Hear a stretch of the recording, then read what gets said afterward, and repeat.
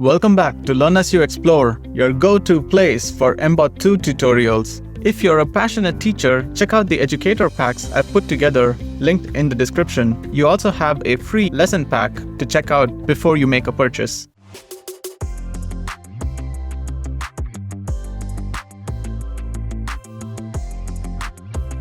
In today's project, we're going to add an in-place rotation as an exploration step to our pick and place project from the last tutorial.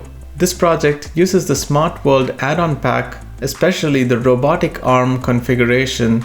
This configuration adds a servo gripper to the robot that we can use for pick and place operations. I've added a link in the description to purchase this from the makeblock official website. If you make a purchase, I will earn a commission, but at no extra cost to you, and it helps support the channel. In our previous project, we implemented a pick and place robot. In this project, as you can see, while the robot does not see the target ball in its camera frame like it is right now, the robot simply stops and waits. This is why we needed the guiding ball as a manual step, such that once the guiding ball is in the frame of the camera, the robot starts tracking the guiding ball. And as soon as the robot is close enough to the target ball, I will remove this guiding ball and the robot will continue doing pick and place, as you can see here. This is great, but we still have that manual step of guiding the robot towards the target ball. In this project, we will add an exploration step. Instead of having to manually guide the robot with a guiding ball, the robot will do some actions, and that step is called exploration. And during this exploration, if the robot finds the ball, it's going to latch onto that and track the ball, get close to it, and then perform pick and place. Before we get into programming this project, let's first review the previous program. Specifically, we'll review the trackball function that we implemented. There are two sections in this trackball function. One is when the ball is within the frame of the camera. What we want to do in this case is we want to command the wheels, both the left and the right wheels, such that the robot gets closer to the ball. That's the first section. The next section has to do with the case where the ball is not in the frame of the camera, and in such a case, we simply stop and wait. Now that we've reviewed the previous code, let's see where we want to add exploration. Do we want to add exploration when the ball is within the camera frame? Why don't you pause the video and think about this for a bit? Alright, if you said no, that is the correct answer.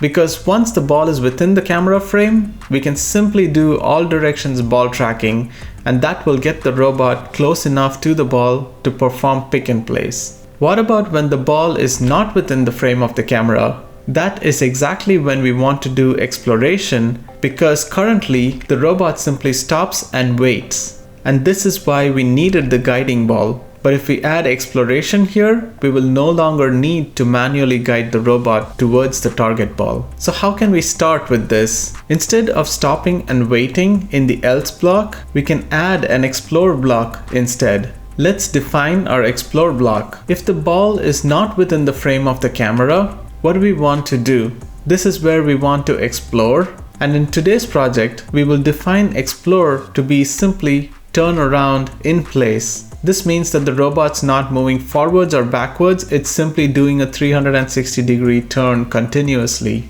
And while it's doing its turn, if the camera spots the ball, what do we want to do? Now the ball is within the camera frame, and we want to stop exploring because the whole purpose of exploring was to find the target ball. Now that we've found it, we can stop exploring and continue with all directions ball tracking. Now that we have the logic defined, let's see how we can build our program. We will first add a define block where we can define our explore function. Once we enter this explore function, let's add a forever loop so that we can loop through and repeat the in-place turn if needed. But before we do the in-place turn, we need to first check if the ball is within the camera frame or not. In order to do this, we need to find the ball X and ball Y coordinates from the smart camera. So let's introduce two variables and set them based on what the smart camera tells us. Then let's check if the ball is within the camera frame. To do that, all we need to do is check if ball X is greater than 0 or ball Y is greater than 0. As long as that is true, the ball is within the camera frame. And in this case, we want to stop exploration and continue with all directions ball tracking. We can simply stop the motors, and in order to stop exploration altogether, we need to get out of this forever loop so that the exploration function will end. To get out of the forever loop, we add the break block right here. Next, we can have an else block which tells us that the ball is not within the camera frame. And in this else case, what we want to do is to keep turning in place. And the way we can do that is by adding a turn left at a certain RPM block. I've set the RPM to 15 because that is slow enough for the smart camera to spot the target ball when it comes into the frame of the camera. This will be our exploration function. So let's go and build this out into our block program from the previous project and see it in action.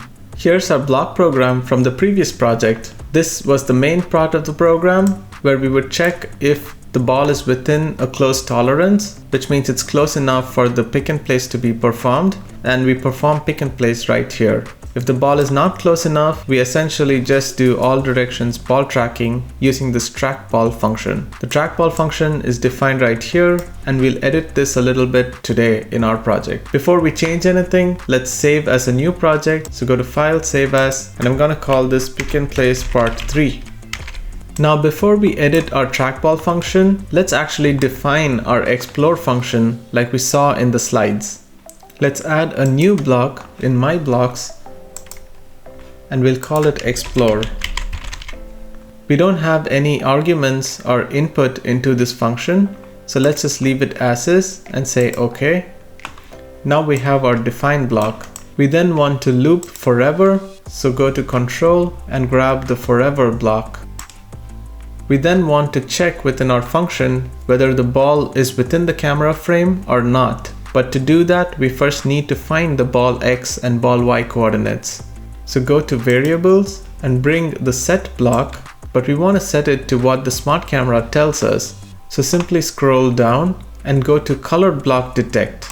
Within here, we have the smart camera detected X coordinate block. Let's use that here and make sure that your color block is 1 or whatever number you set for the signature in PixieCam. Similarly, we want to set the ball's Y coordinate next. So we can duplicate this block and insert it below. Change X to ball Y coordinate and also change the X coordinate to Y coordinate right here. Now that we have the ball's X and Y coordinates, let's add an if-else block. From Control, grab that and drag it into your program. And what we want to check here is if the ball X coordinate is greater than 0 or ball Y coordinate is greater than 0. This means that the ball is within the camera frame. Since we have an OR condition, let's go to operators and use the OR block. The first condition is ball X greater than 0, so that's a greater than operator. Again, go to operators and grab the greater than block, and we want to check ball X, which is a variable right here. So let's go to variables and get the ball X coordinate block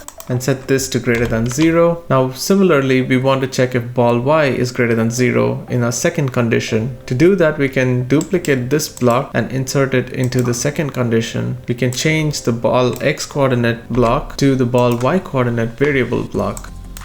Great. So if this condition is true, it means that the ball is within the camera frame. In this case, we want to stop the encoder motors and then break out of this forever loop so that we can stop exploration. Stopping the encoder motors is in the mBot2 chassis category. Drag that block over, and to break out of this forever loop, let's use the control category and the break statement within it. Now the only thing left to do is to program the stuff in the else part. The else part gets executed when the ball is not within the frame of the camera. This is when we want to do exploration, and by exploration in this project, we've defined it as simply turning left at 15 RPM. To do that, go to the mBot2 chassis category and use the move forward at 50 RPM block. This might be confusing because we're not really wanting to move forward. We want to turn left. So you can pick that from the drop down list here and say turns left and say 15 RPM instead of 50 RPM. Once again, feel free to play around with this number, but try to keep it low. If you go too high, the smart camera may not be able to detect the ball when it comes into the field of view of the camera. Alright, we've defined our explore block. Now let's edit the trackball function so that we can actually call this explore block. As we saw in the slides, we want to change the stop and wait behavior to perform exploration instead. So all we need to do here is get rid of the stop encoder motor all block and replace it with the explore block, which we can do from my blocks. Simply drag explore over here, and believe it or not, you are done. Now let's go try this out on our robot. Make sure that your mBot2 is connected to your computer via the USB cable and that it is powered on. Connect your robot by clicking the connect button. Make sure you're in the upload mode and then click on upload code. Wait for the program to be uploaded. Awesome job today. Let's go test it out on our robot now and see the program in action.